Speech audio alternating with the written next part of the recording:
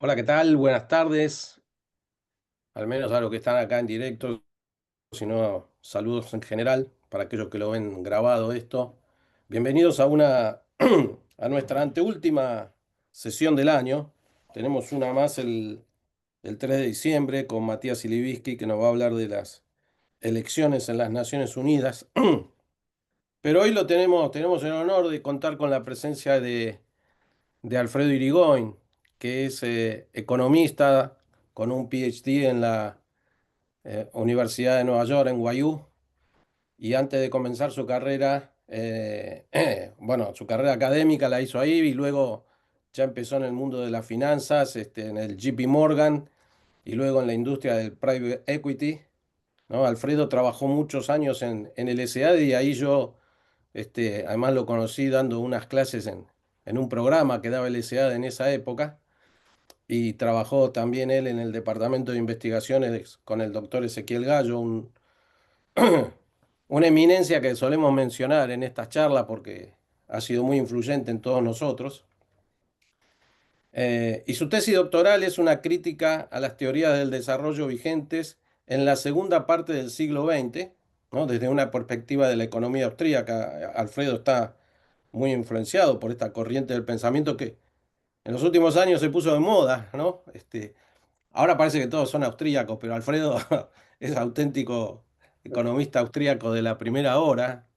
Y hoy nos va a hablar de un tema que yo suelo enseñar en los cursos de historia en la Universidad del SEMA y de hecho le conté cuando nos reencontramos para el tema de esta charla y otras cuestiones, que yo uso un artículo que él escribió allá por mediados de la década del 80 sobre la evolución de la industria argentina a finales del siglo XIX, comienzo del siglo XX, y entonces le propuse hablar un poco sobre eso, ¿no? Con algo más actualizado, y por eso el título de la charla es Una mirada sobre el desarrollo industrial en la época del auge agroexportador argentino, ¿no? Porque existe, todavía hoy se menciona esta cuestión, ¿no? Porque cuando sobre todo el presidente Milei habla de la gran época del auge de la Argentina y tenemos que volver a la época del centenario y tal. Los críticos dicen, no, ahí solamente habría una economía agroexportadora que beneficiaba a un porcentaje menor de la población y tal. Y lo que vamos a ver hoy, y vamos a charlar, y después, como digo siempre, al final ahí en preguntas y respuestas pueden escribir sus comentarios, sus dudas para que podamos charlar. Es que no, que había industria que se desarrollaba, había servicios que se desarrollaban, no era solamente agricultura y ganadería. Así que por ahí nos va a hablar Alfredo, así que Alfredo ya sin más prolegómenos y nuevamente agradeciéndote tu tiempo, eh, te escuchamos y vamos a ver qué nos cuentas hoy. Muchas gracias, Alejandro. Primero, muchísimas gracias al Friedman Hayek Center por esta invitación y a ti en particular. Es un placer estar acá. Una aclaración para los oyentes. Hoy les voy a comentar un poco lo que fue este trabajo que hice ya que se publicó en el año 84. La verdad que yo no soy historiador económico, entonces les quería dar esa pequeña explicación inicial para poner en contexto un poco lo que ocurrió en aquellos años y por qué creí en ese momento que era importante comentar este tema, ¿no? En realidad, porque yo soy economista, estudié, como decía Alejandro, economía, y bueno, y escribí este paper porque tuve unos 3 4 años de mi vida cuando, como decía Alejandro, yo entré a trabajar en el SEADE, enseñaba ahí, pero Ezequiel Gallo, que fue mi amigo, mi mentor y maestro, era el que dirigía el departamento de investigaciones en el SEADE. Y bueno, y en ese momento él estaba escribiendo La Pampa Gringa, que tengo el honor de ser mencionado en el prólogo porque Ezequiel me traía los capítulos y después los comentábamos. Y al mismo tiempo hice un trabajo para la ciudad de Buenos Aires sobre la historia de la ciudad. Y claro, cuando empecé a aprender un poquito de historia argentina y empecé a hacer este trabajo en la ciudad, me empecé a acordar de esto, que acá no sé si lo ven, pero este libro es La Ah, economía argentina de Aldo Ferrer. Sí, hemos tenido que estudiar con ese libro. Sí, yo diría en parte interesantemente porque lo menciono porque yo cuando empecé a estudiar ciencias económicas había una materia de historia económica y el libro de base era el de Aldo Ferrer. Y obviamente como estudiante me hice la cabeza con lo que estudié en el libro de Aldo Ferrer. Y cuando empecé a hacer estos estudios que comenté antes, y obviamente eternas charlas y cafés con Ezequiel, y empezar a leer toda esa literatura, que estaban empezando a revalidar, a revaluar, a revalorizar el periodo agroexportador. Yo empecé hasta, yo era muy joven, ¿no? Tenía veintitantos años, y empecé a tener hasta un poco de bronca porque me empecé a dar cuenta que la visión que tenía Aldo Ferrer, que nos habían enseñado, me hacía muchísimo ruido con las cosas que yo estaba leyendo en los censos de la Argentina, que fueron la base de un poco del trabajo que hice, ¿no? Entonces yo publiqué este artículo en una revista llamada Libertas, que está de hecho en internet, en un PDF disponible, se llama La evolución industrial de la Argentina, y empecé con dos acápites, ¿no? Que los quería comentar brevemente porque creo que hacen al problema, que además creo que es un problema, yo diría, bastante actual, ¿no? Porque en algún sentido la Argentina obviamente es un país fuertemente agropecuario, ahora tal vez minero, tal vez petrolero, bueno, y creo que hay unas ciertas líneas que puedan conectar lo que pasó en esa época con lo que eventualmente pueda estar pasando en un país básicamente de exportador de materias primas, ¿no? Yo empecé el artículo con dos citas, una de Hayek, el economista austríaco, y una de George Orwell, ¿no? Y dicen así, Hayek dice, los mitos históricos tal vez han jugado un rol tan importante en la opinión pública como los hechos históricos, ¿no? Y después la de Orwell dice que, bueno, no se sabía cuánto de esto era leyenda, cuánto de esta leyenda era verdadera y cuánto era inventada, ¿no? Porque lo que me pasó fue esto, que yo empecé a mirar eh, el tema de las industrias, básicamente a partir de 1880, que es lo que cuando se considera que, que las industrias argentinas empiezan a desarrollarse, y me encuentro con un choque brutal en casi toda la literatura histórica de la época, donde prácticamente el modelo o la idea de Ferrer era la predominante, con distintas variantes. ¿No? Guido Di Tella tiene una teoría que se había desarrollado luego la industria, pero después se produjo una etapa a partir de la Primera Guerra donde estaba todo listo para la industrialización y eso no ocurre, y eso entonces él lo llama la gran demora, porque no, digamos, no se estaba cumpliendo los estadios de Rostov de desarrollo histórico, ¿no? Eh, Tal vez las excepciones que yo recuerdo de esa época eran bueno, obviamente los trabajos de Ezequiel y de Cortés Conde, pero especialmente de ellos dos, y también de Javier Villanueva, un economista del Instituto Di Tella, que publicó un artículo un poco diciendo, señores, la data no está diciendo lo que estamos acostumbrados a repetir, ¿no? Bueno, y ahí me largué a hacer este estudio, que era, bueno, con este enfoque porque yo lo que encuentro es que muchas de estas teorías que niegan o cuestionan la evolución industrial en la Argentina, por una parte dicen, como Ferrer, que es obviamente la tesis más superficial, pero la más influyente en la Argentina, en muchos jóvenes argentinos, es decir, bueno, básicamente no había industrias, era un modelo agroexportador que a pesar, dice Ferrer, a pesar de la concentración en un grupo chico de terratenientes, lograron ciertos avances agropecuarios importantes, pero demoraron el desarrollo industrial. Esa es la versión más superficial, pero es la más importante que desarrolla Ferrer. Eh, y evidentemente muchos le piden a la historia argentina algo que el premio Nobel reciente comenta en sus libros, que es un poco el bias, eso, mirar la historia en función de lo que pasó después.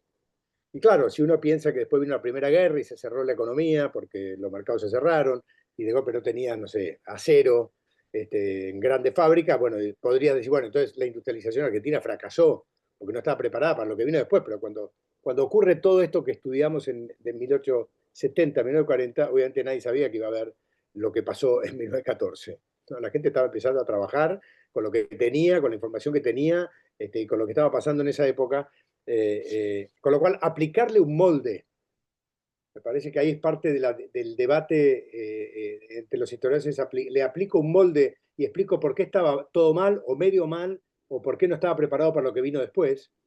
Y yo lo que traté de hacer en este estudio es algo totalmente distinto.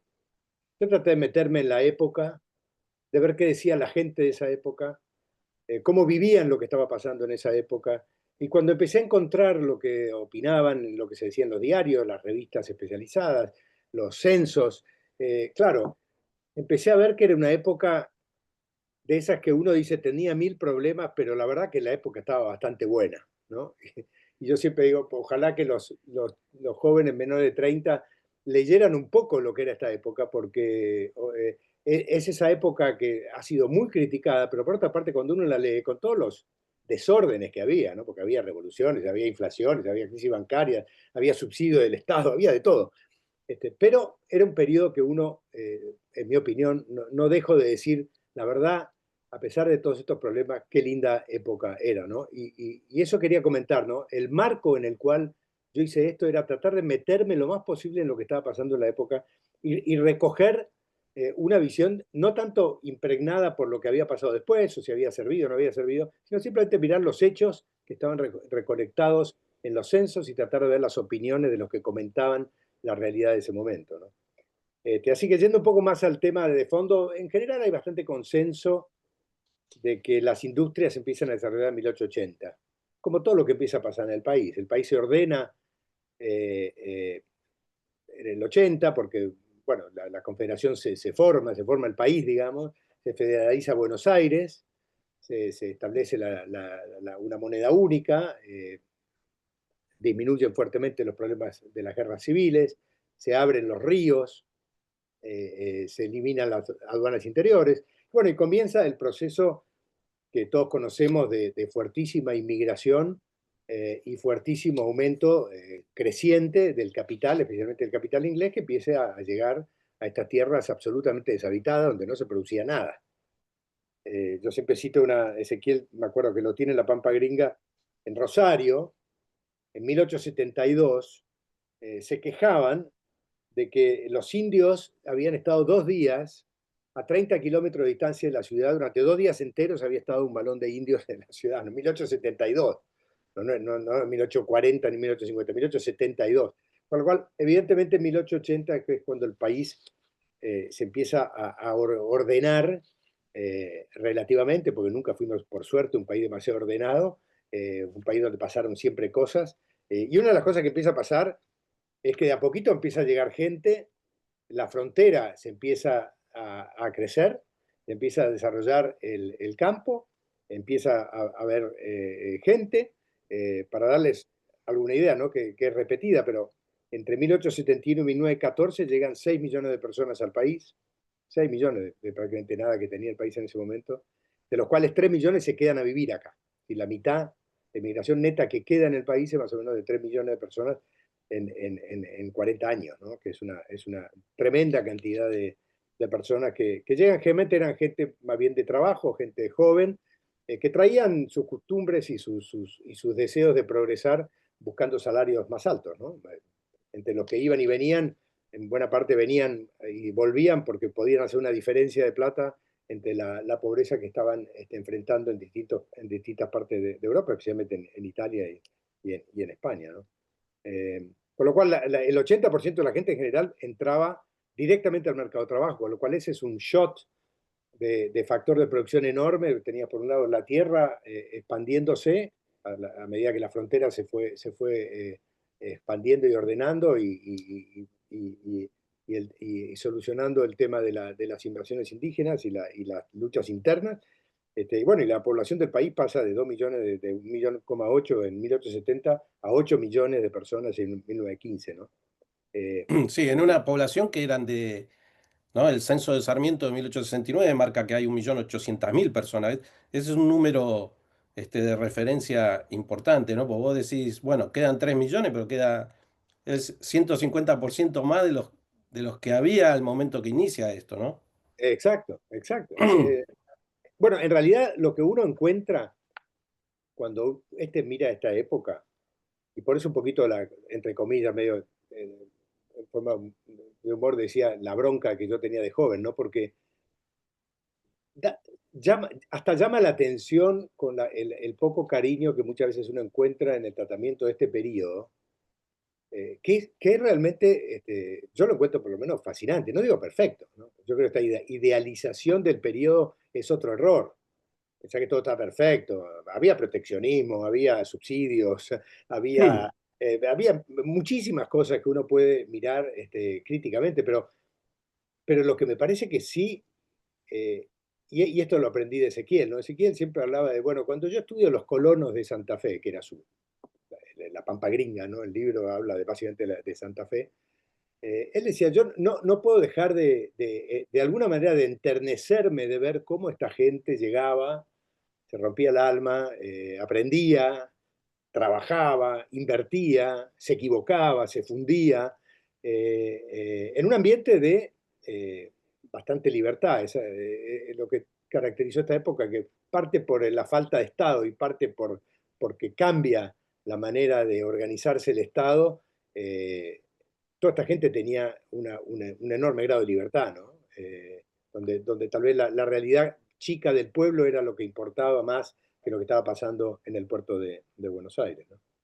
No, y Eh, que inclusive yo leyendo, ahora estoy leyendo algunas cosas, viste, que pasan en Europa en 1900, sí, los tengo aburridos a los que vienen acá a los seminarios, yo siempre hablo de Stefan Zweig y el libro este del El mundo de ayer y tal, y eso me llevó a leer a otros autores contemporáneos, pero esto que creo que vos dejás ahí traslucir en la charla es, eh, esta gente viene de monarquías, viene de países con estratos sociales bien marcados, y acá llegan, y más allá de tener el peso de ser inmigrante, que no es poco, pero se terminan quedando también muchas veces porque son iguales que el resto, o empiezan, es más, no solamente son iguales que el resto, ellos son. Porque finalmente son los que se convierten en los argentinos, esto de los que hablamos, ¿no?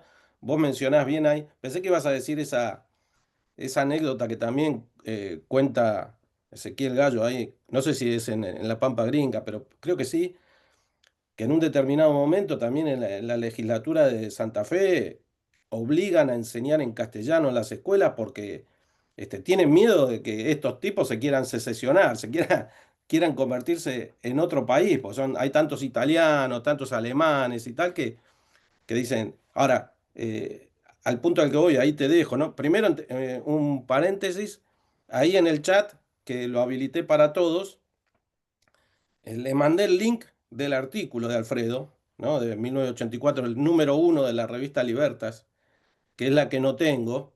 Esa es la figurita difícil de conseguir, la Libertas uno, porque tengo todas las demás hasta la 30 más o menos, porque una vez el licenciado Perrone me regaló muchas, un día que fui, ¿no? Pero exactamente, esa revista Libertas, Acá la tenés tengo. el número uno que lo tengo ahí bien guardadito. El número uno es la difícil del álbum, la tengo fotocopiada, pero igual ahora ya, o sea, el que se meta ahí puede conseguir todas las libertas que quiera gratis en PDF, que es más sencillo y menos costoso de guardar, ¿no? Pero cierro el paréntesis, pero ya todo el mundo que está, haga clic ahí antes de que se cierre el aula, así ya la tienen, se la descargan y tal, o se copian el link para verlo, ¿no? Pero ese es un indicador fundamental, ¿no?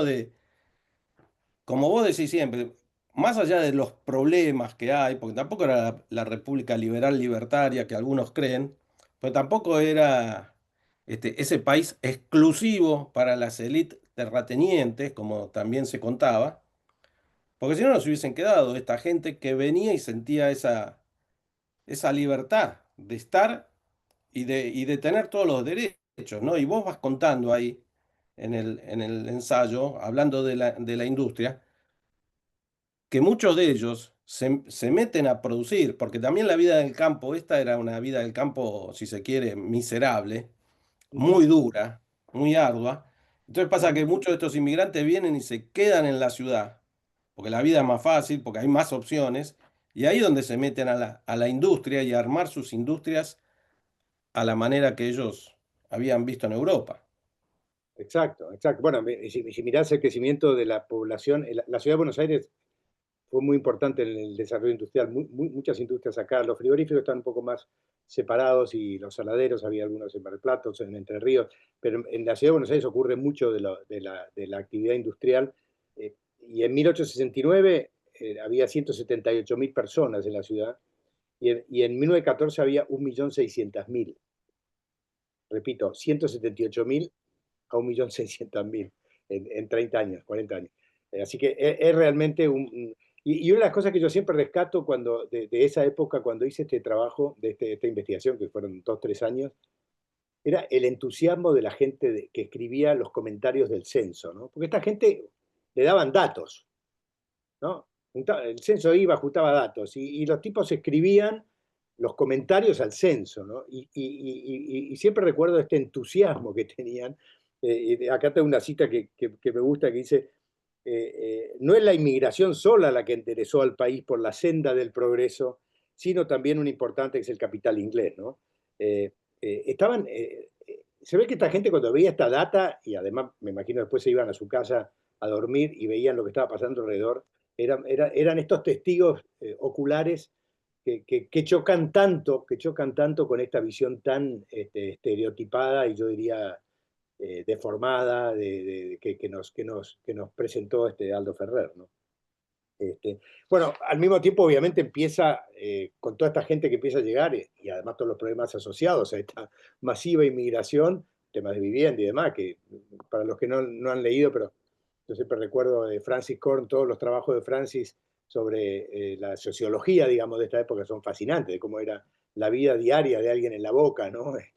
Y te cuentan lo que eran las peleas y los diarios bueno, con todos esos temas, otra cosa bastante impresionante que pasa en el país es el desarrollo del ferrocarril, de la integración del país, ¿no? Este, Al principio contaba 2.400 kilómetros de vías en 1880 y pasó a tener 30.000 en 1914, de 2.400 a 30.000, ¿no? Y la carga transportada pasa de 800.000 a 35 millones de toneladas en el mismo periodo. Y son todos números que nosotros economistas, que estamos acostumbrados a decir, bueno, creció el Producto Bruto 1%, 2%, cuando uno mira estas tasas de crecimiento del 3, 4, 5% anual, son realmente una cosa bastante impresionante, ¿no? Recuerdo una cosa que me llamó la atención cuando hice este estudio, que en 1887, es decir, menos de 10 años después de que Graham Bell inventó el teléfono, ¿no?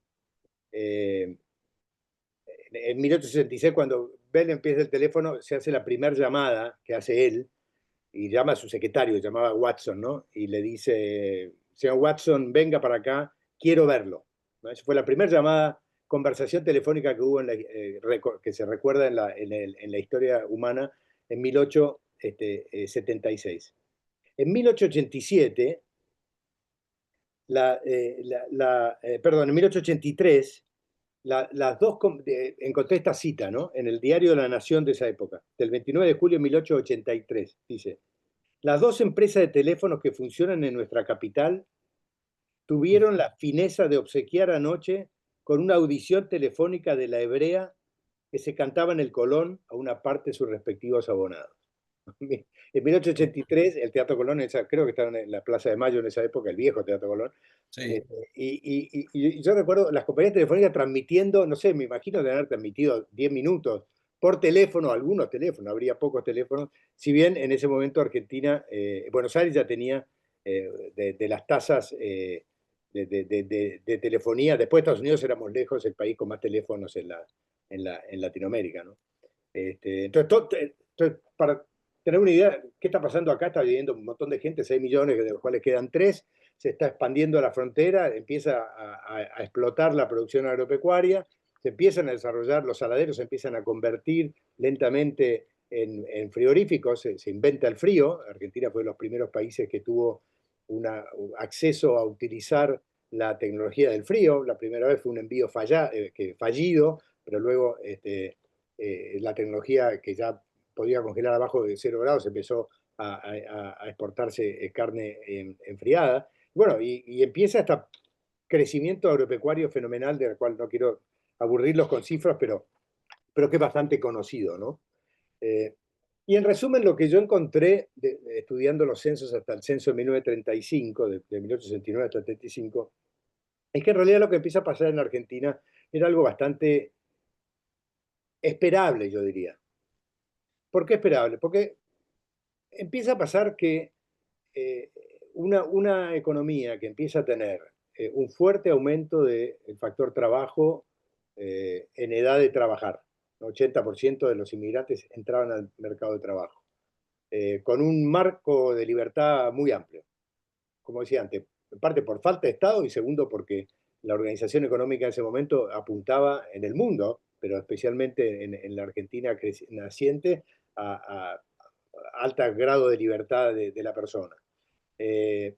Eh, con enormes recursos, porque están empezando a entrar fenomenales inversiones, especialmente inglesas, que era del Imperio Británico, empiezan a llegar y desarrollan un ferrocarril que conectan en horas lo que eran días de ir a caballo y en carreta o con bueyes, transportando mercadería y productos al norte, siendo que éramos el vecino pobre del Virreinato del Río de la Plata. Y bueno, y el país empieza a tener una transformación fenomenal.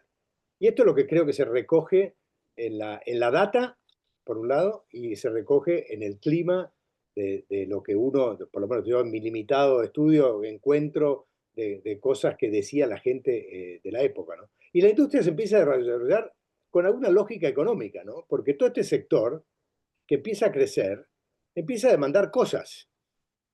Y muchas de esas eran provistas por las importaciones.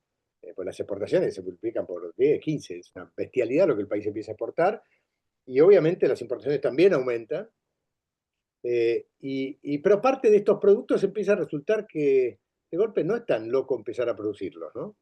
Entonces encontré, por ejemplo, una historia de un señor Pratt, que nunca encontré mucha más información posterior, pero me pasó lo siguiente, leo en un comentario del censo un tal señor Pratt, se ve que era un empresario bastante creativo, que empieza a vender en la calle un producto quitamancha, ¿no? Pero bueno, resulta, y el censo lo comenta después, pero este señor Prat tuvo problemas porque este producto parece que lo hacía con hiel y quedaba como olor después de sacar supuestamente la mancha. Después, siguiendo el estudio, como al año después, encuentro en un anuario, creo que era el anuario de la Unión Industrial, de 1923, un aviso entero, página entera de las tintorerías Prat, ¿no? Nunca pude reconstruir la historia del señor Pratt, ¿no? Pero era el mismo, era la misma persona, eso sí puedo decir que es la misma persona.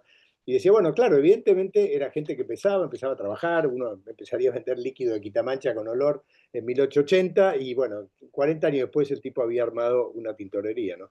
Y eso, para el que quiera, el trabajo realmente maravilloso que está hecho sobre la industria, se hizo después, pero lo hizo Fernando Rocchi, que tiene su tesis doctoral sobre la industria argentina y tiene miles de estos ejemplos, ¿no? Entonces, para el que le interese el tema, lo mío es medio de diletante, aunque tiene bastante información, entre comillas, entretenida, pero el libro académico que yo por lo menos encuentro más rico en información y con miles de anécdotas de empresarios y de historia de las empresas en particular, es el de Fernando Rocchi, que se los recomiendo mucho.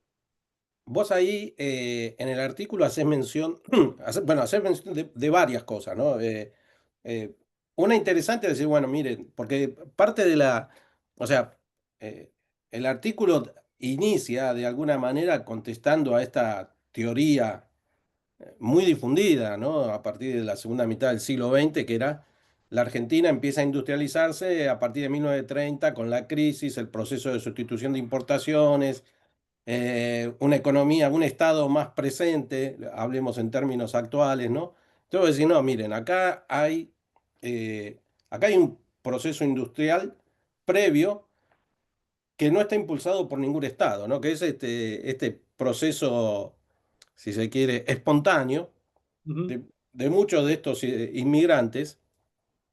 Pero entonces vos decís, bueno, bueno, un indicador primero es que existe una unión industrial que se crea ahí en 87, 86, por ahí, ¿no? Con 850 socios, no, no con 20, con No, 850 socios, ¿no? bueno. Y la, ¿Qué la diría, otra, qué diría Aldo Ferrer, ¿no, Alejandro? Si sí, le dijéramos, pero sí, explícame cómo había una unión industrial argentina con 850 socios en un país donde había vaquitas claro. y,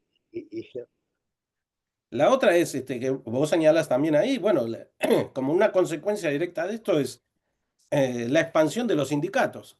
Si no hay industria, no hay sindicatos. O sea, si no hay industria, no hay trabajo en las manufacturas, tal, no hay sindicato y sindicatos hay por todos lados en esa época, ¿no?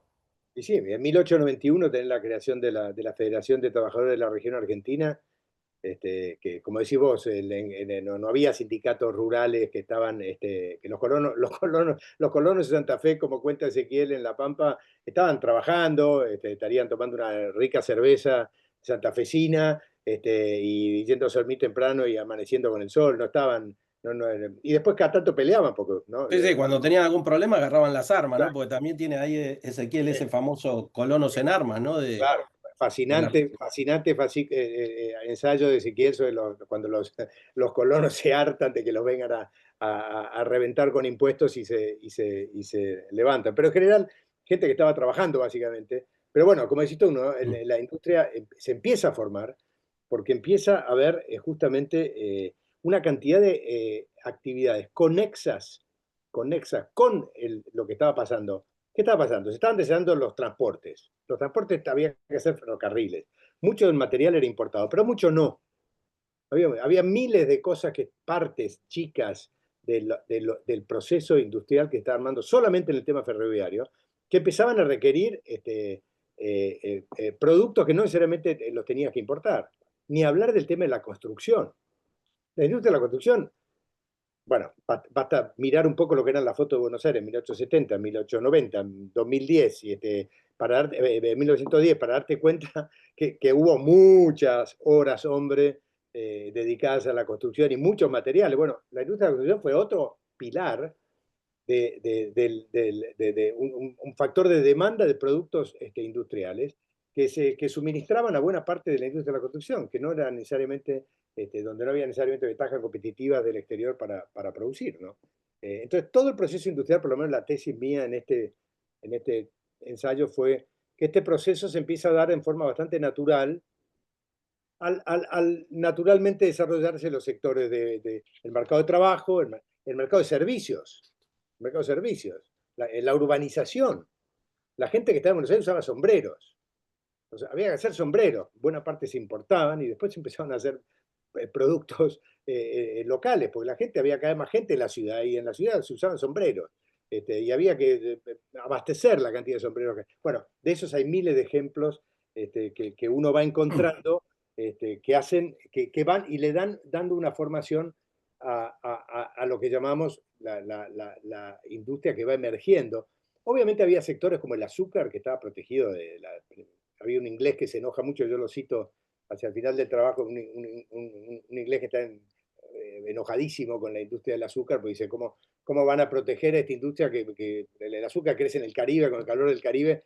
La única manera que puede estar produciendo azúcar acá en Tucumán es porque tienen estas tremendas protecciones. Había de todo. Y de hecho hubo algunos ejercicios proteccionistas, inclusive el mismo Pellegrini tiene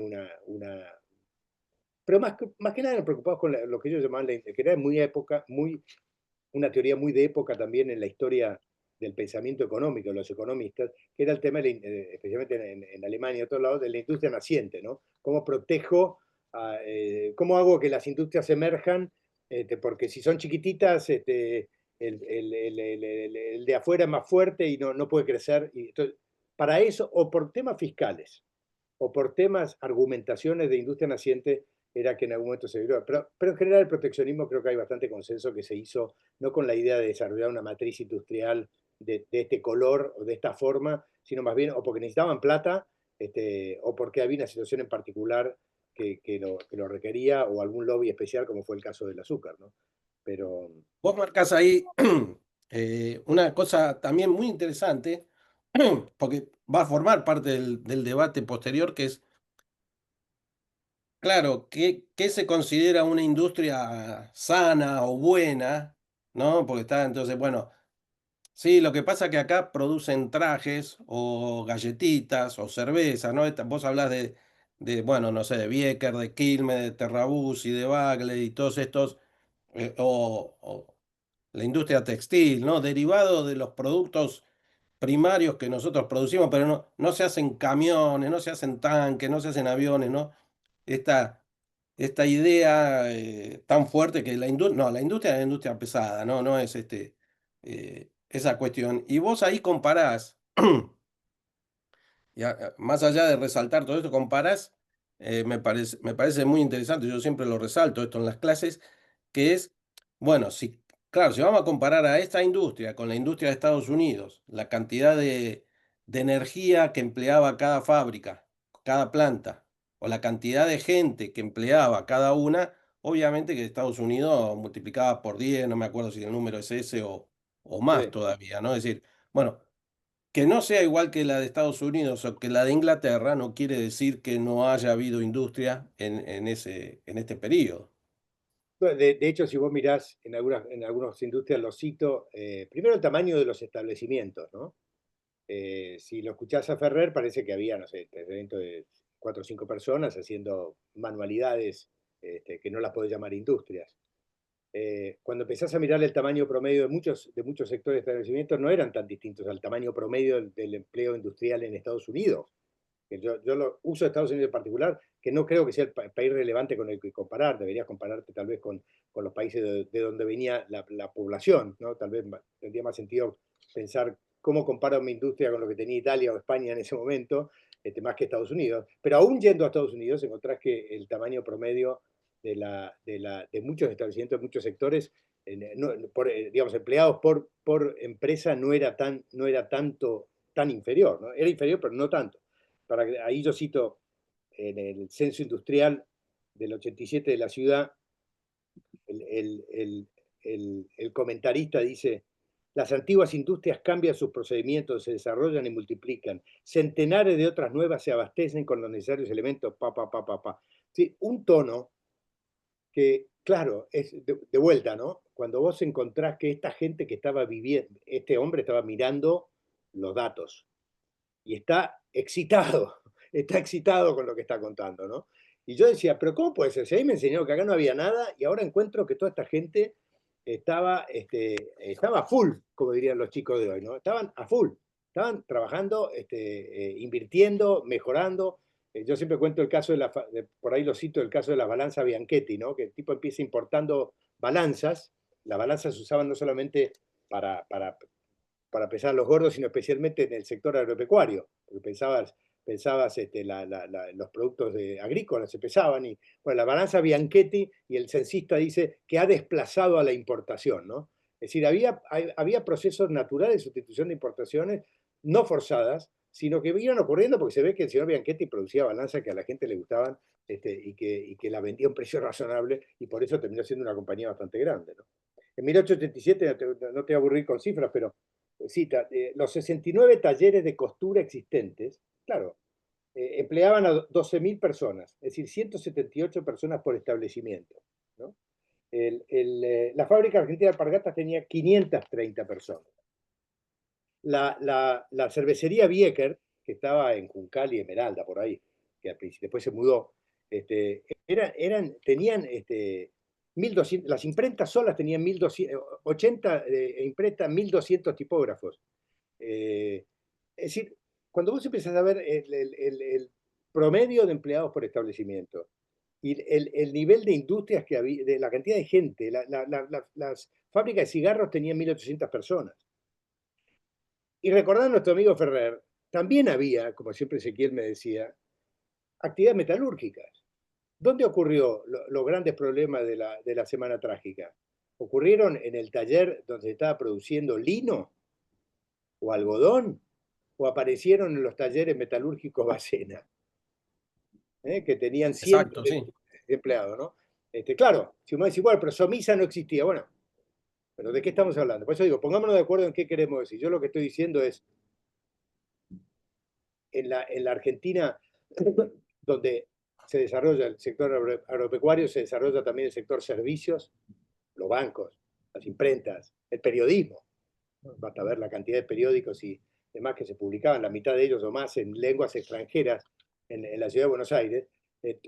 Bueno, paralelo a ese proceso, se empieza a producir un cambio material en la manera de que se iban produciendo las cosas y algunas cosas salen importadas y otras empezaron a proveerse por industrias locales.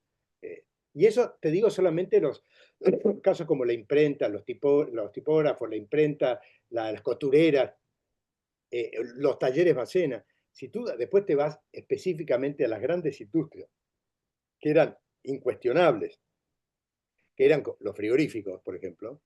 Los frigoríficos eran mega frigoríficos, ¿no? Mega frigoríficos, no era un matadero, eran frigoríficos, se exportaban carne enfriada a Europa. La Argentina se transforma en el proveedor casi más importante de carne en el mundo.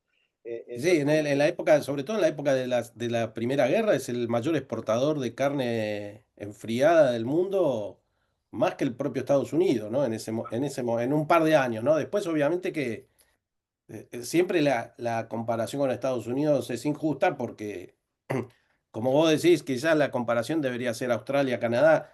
En 1914, Argentina era el país que mayor, o sea, era el tercer país en recibir mayor cantidad de inversión directa británica, que era la mayor potencia económica del mundo, así es. detrás de Estados Unidos y Canadá. Tercero venía Argentina, creo que cuarto llegaba Australia, ¿no? Y vos ahí, y ahí vamos a, veo que hay ya gente escribiendo alguna pregunta y tal.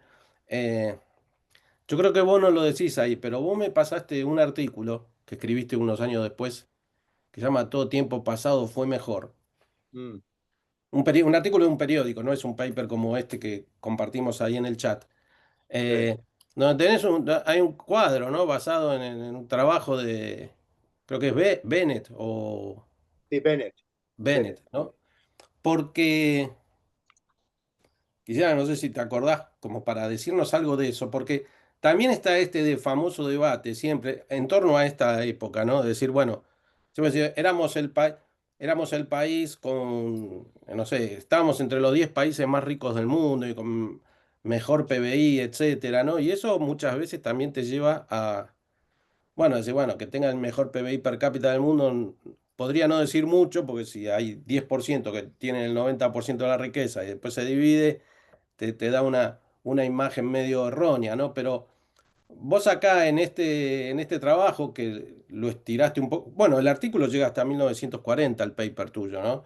Eh, Sí, sí, Toma otra comparativa, ¿no? Que es este nivel de vida o tal, y ahí lo ubica en la Argentina, y no sé si lo ubican en el séptimo lugar, ¿no? En los bueno, años 30. yo no me meto en el trabajo de la revolución industrial, no me meto a hablar del tema, que es otro de los temas que si alguien tiene la paciencia de leer el libro de Aldo Ferrer, va a encontrarlo dicho muchas veces, que era aparte de que estos señores no dejaban de desarrollar la industria y a pesar de ello se desarrolla el sector agropecuario, lo que dice que obviamente la distribución del ingreso era un espanto. Y bueno, y cuando yo terminé este trabajo, una vez encontré un trabajo que se publica en el American Economic Review, que en ese momento era de los journals más importantes de economía del mundo y sigue siendo, y encontré este trabajo de Bennett y cuando empiezo a mirar qué era este señor Bennett, es un economista que se dedicó toda su vida a estudiar series mundiales. Y encontré este trabajo que hizo él, que lo hace con data de 1934 a 1938, donde él dice, bueno, voy a agarrar el 85% de la población mundial, voy a tomar 10 índices no monetarios, sí, no, Producto Bruto, tipo de cambio, olvídate, nada, no monetarios, los voy a rankear, le voy a dar el mismo peso y voy a hacer un ranking mundial de países. A ver qué sale. Este trabajo está publicado en American Review, que fue la base de este artículo que publiqué originalmente en ámbito financiero allá por el 88. ¿Cuántos años han pasado? Qué horror. 15 de marzo de 1988, dice. Bueno, pero para que les den una idea, uno de los índices que Bennett usa son calorías consumidas en el país. Entonces yo siempre medio en chiste, medio en serio, digo, se ve que estaba lleno de gordos la Argentina, porque la Argentina sale primera en el ranking de Bennett, de estos 10 indicadores, en el de calorías consumidas Argentina está primera, primera, uno. Y yo creo que podemos estudiar todos los índices de Gini, los coeficientes, todo lo que quiera, pero a mí, si vos me decís que un país tiene el mayor consumo per cápita de calorías, bueno, algo me está diciendo que en 1974, algo me está diciendo que, bueno, está bien, no era que había un grupito de terratenientes ahí arriba que estaba No había reventando a... McDonald's, no había comida chatarra todavía. O sea, Claro, gente bien alimentada, digamos. evidentemente no es que había una clase proletaria que estaba mendigando por la calle mientras los señores se llevaban las vacas a Europa, como te quiere hacer creer Ferrer. Eh, y yo me enfatizo lo de Ferrer porque creo que Ferrer es un buen ejemplo de cómo miles y miles y miles de jóvenes en Argentina, lo poco que vieron de historia económica argentina lo estudiaron de este libro, ¿no? Que es un libro muy, muy superficial y muy sesgado, ¿no? Bueno, y en este estudio, en este ranking, donde está consumo de energía, transportes, medicina, educación, calorías, etcétera, etcétera. Son 10 índices. Eh, Bennett hace un ranking donde pone Estados Unidos valor 100, el segundo era Canadá, valor 81, el tercero Australia, valor 80, Reino Unido 76, Alemania 62, Francia 58, Argentina 54. Abajo de Argentina, bastante abajo, encontramos a Japón, a Italia, a Sudáfrica, obviamente a España, a Brasil, ni hablar del resto de Latinoamérica y ni hablar de India o China, ¿no? Eh, Esta es la Argentina que de nuevo, ¿no? Ezequiel una vez siempre me decía que cuando ellos mismos fueron reviendo algunas de las visiones que ellos tenían cuando eran más jóvenes, digamos, ¿no? Eh, una de las cosas que siempre me decía Ezequiel era cómo al ir viendo lo que él iba investigando y las cosas que estaban pasando y lo que las cosas iban diciendo, le empezaba a hacer ruido. Las cosas, las viejas teorías le empezaron a hacer ruido. Le empezaron a hacer ruido, ¿no? Y bueno, yo creo que acá, por suerte, creo que la historiografía moderna, desde la publicación de este artículo, yo creo que, no digo por este artículo, digo desde esta época, desde la época que los Cortés Conde, los Ezequiel Gallos empezaron a hacer todo el trabajo que han hecho y todos los que los han seguido, por suerte, yo creo que hoy en día la superficialidad de lo que yo tuve que sufrir como estudiante de economía en el año 76, cuando entré a la universidad, se ha superado, ¿no? Yo creo que hoy nadie, me costaría pensar, encontrar a qué economista te dice, no, no, yo creo en la tesis de Ferrer, no sé qué andarán haciendo lo de la CEPAL y demás, no sé qué opinarán. Pero por suerte Sí. ha habido tanta investigación en la década del 80, del 90 y demás, que hoy en día, por suerte, muchos de estos mitos han caído, ¿no? Y como decía Hayek al principio, volviendo al principio, yo creo que los mitos han hecho muchas veces, han sido más importantes que los hechos históricos. Y bueno, por suerte esos mitos yo creo que en buena parte con respecto por lo menos al tema industrial y a muchos otros, incluyendo el tema de la distribución del ingreso, han, por lo menos ha mejorado mucho la calidad de los estudios, ¿no? Sí, vos sabés que justamente hoy a la mañana, por otra investigación que estoy haciendo que no tiene nada que ver, que es orígenes del feminismo en Estados Unidos y tal, me aparece una ex esclava negra, Sojourner Truth se llama, y bueno, estoy investigando eso y entonces aparecen trabajos que dicen, lo que pasa es que como ella era analfabeta, las feministas blancas escribieron sobre ella y montaron todo un mito sobre eso. Entonces hay que ver, o sea, prevaleció más el mito que lo que verdaderamente le pasó y entonces aparecen otras diciendo, bueno, hay que escribir la verdadera historia, pero el mito siempre, bueno, entonces hay una haciendo referencia a esto, dice, el mito que se creó de esta mujer que supuestamente en Filadelfia hizo la primera bandera de la independencia y tal, que parece que es un mito que escribió el nieto décadas después, ¿no? Y bueno, ¿qué quedan estos mitos, ¿no? Y bueno, siempre es interesante. develar alguno de ellos en la medida que se puede. Hay comentarios agradeciendo. eh, eh, eh, Pregunta Daniel si podés decir, acá siempre las preguntas las tiramos, si se pueden, se contestan y si no. ¿En qué época se abandona, según vos, cuál es el momento en que se abandona este liberalismo argentino en el siglo XX? Y yo montando, cuando había leído esa pregunta que estaba hace un rato, eh, quería preguntarte, sumado a esta, si es que, si no crees vos que precisamente a partir de estos años 30 40 cuando empieza a hacerse más evidente el proteccionismo, la industria empieza a retrogradar, ¿no? A salirse del camino. ¿Sí? Si es que pensás que más o menos es en esa época, ¿no? No, evidentemente una economía tan abierta como la Argentina al mundo, a los capitales y demás, la Primera Guerra fue un golpe muy duro, casi más duro que la crisis del 30, que le pega muy duro a Argentina porque se le cierran los mercados, ¿no? Y obviamente mucho producto industrial también se empieza a producir acá por eso. Eh, yo creo que y obviamente después está toda la década toda la crisis del 30, ¿no? Que también le pega a la Argentina, básicamente por los precios, no tanto por un tema bancario, que después tuvo consecuencias bancarias, pero se desploman los precios del país, ¿no? Eh, yo- Mucha gente dice, bueno, el modelo, llamémosle liberal, que yo lo llamo distinto, cuando el país se organiza con excelentes resultados, digamos, hasta la década del 30, ponele, con distintos matices y todas las desprolijidades que uno puede encontrar y buscar. Eh, y en la década del 30, efectivamente en la década del 30 empiezan ciertas políticas económicas que empiezan a desviarse de lo que más o menos había sido el patrón general de las décadas anteriores.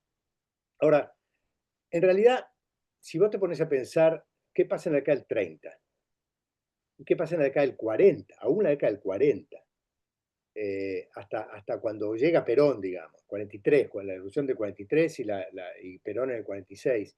Evidentemente ahí el país hace un giro muy importante. Ahora, la crítica a la Argentina de la década del 20 probablemente una de las décadas más maravillosas. Si me dijeras, si hubiera antibióticos, si hubiera habido antibióticos, si me dabas a elegir una época, me iba a vivir a la década del 20. Sin antibióticos no, pero con antibióticos me hubiera vivido en la década del 20, ¿no? Con alvear, que el ejemplo radical, digamos, por excelencia, que lamentablemente no es el que después los radicales terminaron eligiendo, pero en realidad lo dramático de la Argentina me parece que hasta el año 45, si vos te fijas, las políticas económicas y las ideas que se estaban discutiendo en el mundo, en todo el mundo, los nacionalismos, los racismos, las intervenciones económicas, las hiperinflaciones, hasta el año 45 el mundo es muy complicado. Muy complicado. Y Argentina viene bastante bien, aún hasta la década del 30, yo diría, porque el crecimiento de la década del 30, más allá de que hubo intervenciones, que el Banco Central, la gente dice, ahí empezó la decadencia, la verdad que la década del 30 está bastante buena. Si vos mirás el censo del 1935, es un crecimiento importante. Y después obviamente viene la Segunda Guerra. Lo que creo que lo que más complicado para mí de explicar y tal vez de perdonar, ¿no? Que es en el año 45, cuando termina la Segunda Guerra Mundial y se arma la Guerra Fría y empieza el mundo a abrirse lentamente, ¿no? Empiezan las instituciones multilaterales, empieza el comercio internacional. Ahí, en ese momento, la Argentina hace todo lo que los otros países habían hecho tal vez en la década del 20, ¿no? Las cosas que había hecho Inglaterra, las cosas que había hecho Estados Unidos, pero esas las hacemos en el momento, las empezamos a hacer en el momento en que el mundo empieza a mejorar, ¿no? Desde el punto de vista del comercio internacional y el fin de la guerra, etcétera. Eso yo creo que es un tema que, que, que hay que tratar de profundizar. ¿Por qué justo la Argentina rica? Porque no hay duda que era una Argentina rica. No hay duda que era una Argentina muy rica. Empieza a implementar todas las políticas que en el mundo en ese momento empiezan a desarmarse y Argentina las empieza a profundizar. Y obviamente si vos mirás la historia, después donde te caes del mundo, te caes, es en la década del 70. Ahí en la década del 70 te fuiste del mundo. porque hasta el 70 la venías corriendo de atrás, Australia y Canadá seguían mejorando, los países, pero donde Argentina realmente se pierde absolutamente para nunca más encontrar un pie estructural de organización económica que le permita recuperar niveles de vida, yo creo que es la década del 70, ¿no? Y nunca más de ahí, salvo algún periodo, tal vez los 90, un periodo de parecía que te ibas a firmar un poco, con un cambio un poco más permanente del sistema económico, y no, lamentablemente eso también implosionó y tuvimos la pesadilla kirchnerista durante 15 años. Y bueno, y ahora una esperanza de que los argentinos elijamos un sistema distinto, que en el fondo Sí, es eso, ¿no? sí, bueno, no, ahí, en eso estamos, ¿no? Y digamos, de alguna manera, con lo que acabas de mencionar, contestaste la pregunta de Marcelo, ¿no? Que tenía ahí esa pregunta de cómo es que evolucionó el agro y el fisco y vos dijiste, ¿no? Es quizás definitivamente la década del 70. Muchas veces, inclusive uno puede decir, bueno, fue tan grande lo que se hizo entre el 80 y el 30 o el 40, digamos, que permitió que durante 20 años más, haciendo las cosas mal, todavía, porque sí, en los años 60 todavía la Argentina era un país destacado, al menos en la región, ¿no? Con una clase media importante.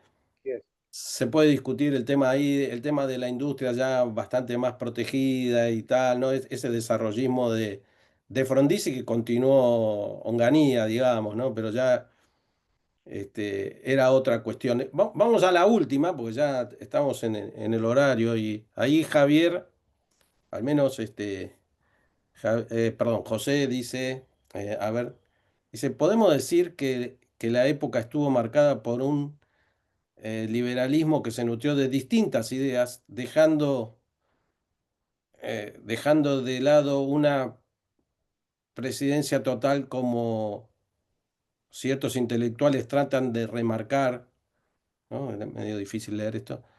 Respecto a los mitos también de la década de 1880, surgieron muchas uniones y sociedades de obreros con finalidades distintas. Supongo que decir, bueno, yo siempre señalo esto cuando tengo oportunidad en alguna clase o en alguna charla. Eran liberales, pero porque hay gente que creo que confunde ser liberales con pensar todos igual, ¿no? Y ahí esta parte del problema. Precisamente ser liberal es todo lo contrario. Entonces sí, hay ahí un instrumento que es la Constitución. Pero después sí, tenés gente como, vos lo mencionaste, Pellegrini, que era proteccionista eventualmente. Pero eso no quería decir que el Estado tuviese que tener empresas ni cosas por el estilo. Y también surgen, ahí hay un tema interesante que no se menciona mucho, quizás vos lo has visto en el medio de estos estudios, ¿no? Y que es esta idea de estos inmigrantes que venían, y primero, que si no trabajaban no comían, pero si eventualmente tenían mala suerte porque no conseguían trabajo o porque se enfermaron y no podían trabajar, la comunidad, estas asociaciones de socorros mutuos, ¿no? Que organizaban, se ayudaban entre ellos, había solidaridad, todo, ¿no? Pues esta cuestión es también que si el Estado no lo organiza, entonces no hay solidaridad. Estos tipos armaban todo eso. no, pero absolutamente, bueno, ahí el libro de Eduardo Zimmerman de la cuestión social, digo, el tema social, como cualquier sociedad que estaba viviendo lo que estaba viviendo la Argentina, no estaba llenando los barcos llenos de gente, de golpe no tenían donde dormir, se iban a la boca, se iban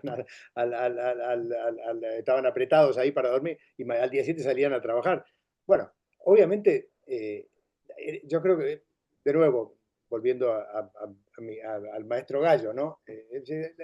Esto de que era el periodo liberal, sí, sí evidentemente era un periodo donde se fomentó la actividad privada, lo dice la Constitución, lo decía Alberti, lo decía Roca, más allá de las implementaciones concretas, era una organización donde había que dejar a la gente trabajar, pero la gente estaba trabajando, estaba yendo al teatro, estaba yendo, aprendiendo a leer, estaba leyendo una revista, es decir, la ideologización del proceso, y había pasiones políticas, obviamente, ¿no? Y había anarquistas que tiraban bombas, y que había un atentado, y había huelgas sindicales violentas, y había de todo. Entonces, era una sociedad en ebullición, en crecimiento, una sociedad joven que se estaba armando. Exacto. con un Estado que no había existido antes y que se estaba formando. Entonces, claro, meter a este proceso tan fascinante en alguna especie de arquetipo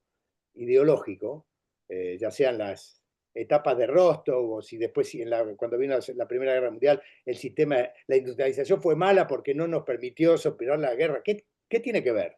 Discutamos lo que se armó y sí, obviamente había debilidades y fortalezas que tenía el sistema, pero esta cosa de ideologizar todo lo que pasaba en una sociedad tan compleja como esta es una, me acuerdo de Francis, ¿no? Que decía, bueno, estos temas complejos que hay como una solución, decía, esta es la pereza de contar hasta 14. Bueno, mira, de alguna manera, pues ya estamos en horario y no queremos abusar de tu tiempo. De alguna manera también has contestado, ahí Daniel preguntaba, bueno, ¿qué principios básicos de economía necesitamos retomar para relanzar el país, ¿no? De alguna manera lo has dado a entender. Y esta última, y ahí sí te liberamos con esto, decir, bueno, ¿cuáles fueron las precondiciones políticas que usted considera que facilitaron este desarrollo de la industria a partir de 1880, ¿no? Tal cual ocurrió.